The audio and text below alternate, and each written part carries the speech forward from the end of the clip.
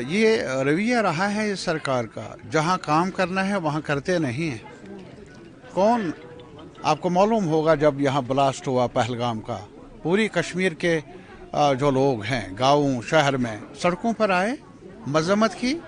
और अभी जो सानिहा पेश आया दिल्ली में, जिसमें काफ़ी बेगुनाह लोग मारे गए, किसको अफसोस नहीं है?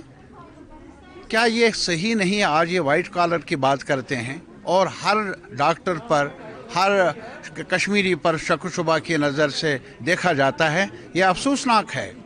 ये टेररिज्म को हवा देगा, ये उनको ओबलाइज करने वाली बात है।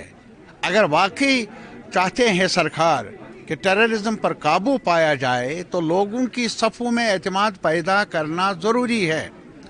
मैं मानता हूं जो ये सानिहा आया जिसमें कुछ ऐसे लोग भी इन्वॉल्व बताए जाते हैं जिनका डॉक्टरी पेशे के साथ ताल्लुक़ है, जो कि बहुत ही बेहतरीन पेशा है।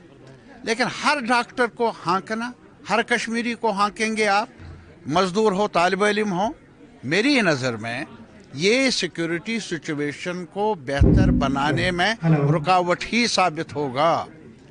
इससे सिक्योरिटी सिचुएशन को बेहतरी लाने के लिए जो ज़रूरी बात है, जो हमने तजर्बे से सीखा है, वो है जनता में एतमाद पैदा करना, जनता और सरकार के दरमियान दूरियों को कम करना। दूरियों को बढ़ाएंगे हम, शक शुबा के दायरे को बढ़ाएंगे हम, तो लाजिमी तौर पर अनसर्टेनिटी बढ़ जाएगी।